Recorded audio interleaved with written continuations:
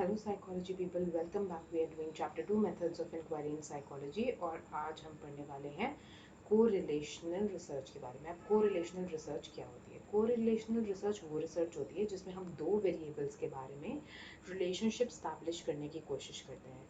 Like for example amount of study time और academic achievement. मतलब अगर ये लगा लो कि हम ये पता लगाने की कोशिश करें कि कोई बच्चा अगर 5 घंटे स्टडी करता है, उसका जो टाइम डिवोशन है स्टडी को, वो अगर बढ़ रहा है टाइम उसका, तो क्या उसकी जो चांसेस ऑफ सक्सेस हैं या फिर जो एकेडमिक अचीवमेंट है उसमें भी इम्प्रूवमेंट हो रही है, वो भी बढ़ रहा है। तो इसमें हम क्या कर रहे हैं, एक रिलेशनशिप स्टैब्लिश करने की कोशिश कर रहे हैं।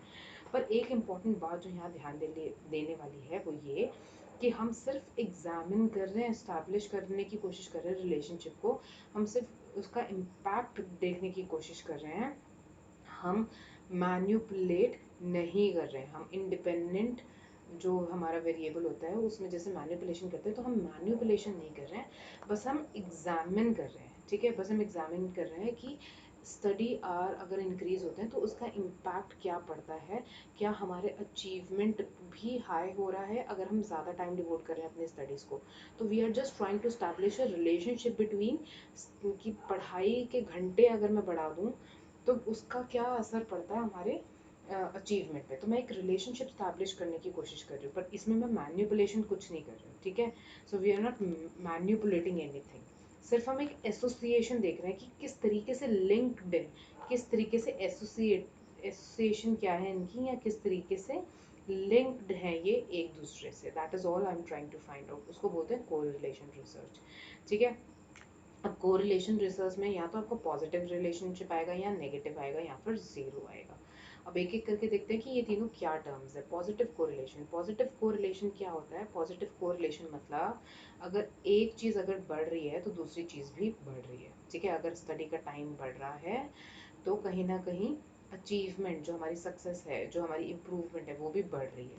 तो दोनों वेरिएबल्स इंक्रीजिंग है, अपवर्ड डायरेक्शन में इंक्रीज हो रहे हैं। इसको काइंड ऑफ आप बोल सकते हो डायरेक्ट रिलेशनशिप भी है। ठीक है, कि दोनों एक तरफ ही जा रहे हैं।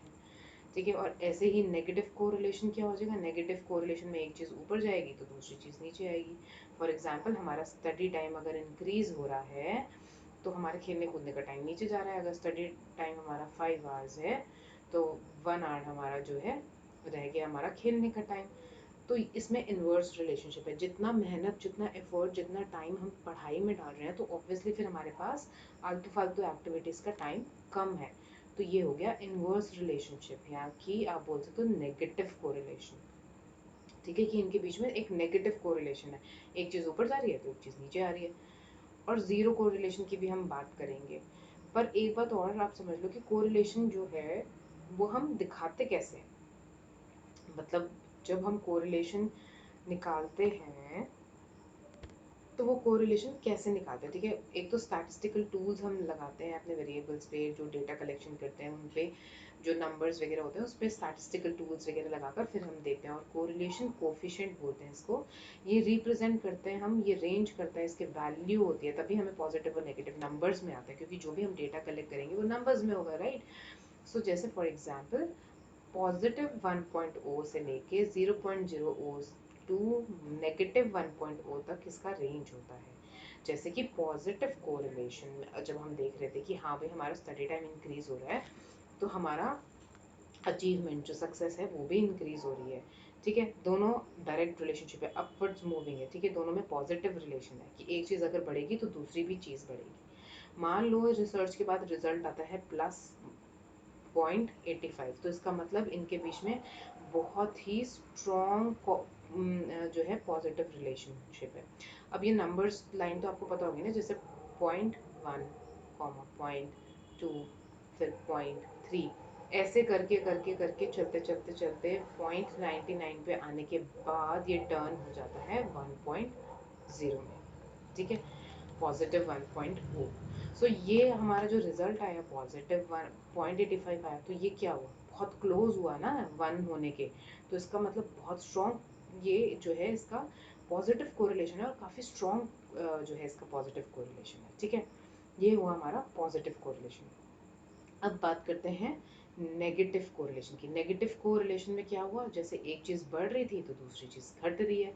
जैसे फॉर एग्जांपल अगर हमारे पढ़ाई का टाइम बढ़ रहा है तो आलतू फालतू या जो भी हमारी अदर एक्टिविटीज़ हैं, खेलना कूदना भी इम्पोर्टेंट है, एक्सरसाइज भी इम्पोर्टेंट है, जिमिंग भी इम्पोर्टेंट है, स्विमिंग भी इम्पोर्टेंट है, तो उन चीज़ों के लिए हमारे पास मान लो 2 घंटे हैं, ठीक है, ये सब करने के लिए। तो पढ़ाई का टाइम हमारा बढ़ गया, 5 से 6 घंटे हो गया, या 5 घंटे था तो 6 घंटे हो गया, और 2 घंटे इसमें से निकाल दिया हमने इन चीज़ों के लिए। तो ये नेगेटिव कोरिलेशन है, क्योंकि ज़्यादा एनर्जी ज़्यादा टाइम हम अपनी पढ़ाई को डिवोट करें। तो ये 6 आवर्स है और ये 2 आवर्स, तो नेगेटिव कोरिलेशन है। ये जैसे जैसे बढ़ रहा है फिर उतना ही टाइम यहाँ पे कम कंज्यूम हम दे पाएंगे, ठीक है। तो ये हो गया सिंपल सिंपल सा नेगेटिव कोरिलेशन। अब इसमें क्या हुआ था, याद है ना, हमने जो रेंज पढ़ी थी, रेंज क्या पढ़ी थी हमने, 0.0 से -1.0 तक। तो मान लो इसमें अगर अगर मान लो कि 0 - 0.2 या कुछ पॉजिटिव में भी अगर कुछ 0.3 आता है तो वो एक तरीके से हमारा जीरो रिलेशनशिप होता है, ठीक है। नेगेटिव कोरिलेशन तो हुआ कि मान लो वही चीज़ माइनस में है, नेगेटिव में है, तो फिर ऑब्वियसली नेगेटिव रिलेशनशिप है, बहुत स्ट्रॉन्ग नेगेटिव रिलेशनशिप हो जाएगा वो, ठीक है। पर जीरो कोरिलेशन क्या होता है, एक चीज़ हमेशा याद रखना कि कभी भी ऐसा नहीं होता कि कोई रिलेशन हो ही ना। जीरो कोरिलेशन का मतलब ये नहीं होता कि कोई रिलेशनशिप ही नहीं है। अगर आप कोई दो वेरिएबल्स को स्टडी कर रहे हो तो उसके बीच में कैसा ना कैसा रिलेशनशिप तो होगा, बहुत पॉजिटिव होगा, नेगेटिव होगा, या फिर पॉजिटिव जो होगा वो इतना माइन्यूट होगा, मान लो कि 0.3 है। अब ये क्या ही पॉजिटिव है, कितना पॉजिटिव है, ये तो अभी मसा स्टार्ट ही हुई है ना काउंटिंग, 0.3 है, ये तो इतना पॉजिटिव स्ट्रॉन्ग रिलेशनशिप नहीं है, कहाँ 0.3 और कहाँ 0.85। तो ये ज़्यादा स्ट्रॉन्ग रिलेशनशिप हुआ ना, क्योंकि 85 95 99 मतलब finally it will convert to 1, तो ये तो ज़्यादा करीब है तो 1 होने के, तो ये ज़्यादा स्ट्रॉन्ग रिलेशनशिप है। और ये बहुत वीक रिलेशनशिप है। तो जो इतने वीक रिलेशनशिप होते हैं ना, चाहे वो 0.3 पॉजिटिव हो या फिर 0.3 नेगेटिव का हो, तो ऑलमोस्ट नेग्लिजिबल, इनका जो असर है, इनका जो इफेक्ट है, इनके बीच में जो ठीक है रिलेशन है वो बहुत ही कमज़ोर है, तो उसको हम बोलते हैं ज़ीरो रिलेशनशिप, क्योंकि it is equivalent to zero only, ना के बराबर ही है, ठीक है। तो ये होता है आपका ज़ीरो कोरिलेशन। तो कोरिलेशनल रिसर्च अगर हम रिकैप करें तो कोरिलेशन रिसर्च जो है, हम दो वेरिएबल्स के बीच में रिलेशनशिप देखने के लिए कि किस तरीके का उनका एसोसिएशन है, किस तरीके से वो एक दूसरे से लिंक्ड हैं, वो देखने के लिए हम कोरिलेशनल रिसर्च करते हैं, और ये पॉजिटिव, नेगेटिव और ज़ीरो कोरिलेशन होता है। I hope this lecture is clear to you. अगर ये क्लियर है, please like and subscribe so that I get motivation to make more videos for you, और मुझे पता चले कि आप लोग पढ़ते हो, सुनते हो, देखते हो वीडियोज़, तो मैं और वीडियोज़ लेकर आऊँ। आपका पूरा 11th क्लास का कंटेंट इसी चैनल पे आने वाला है, so do make sure that you like subscribe the channel. Keep learning, keep revising. I'll see you in the next video. Bye.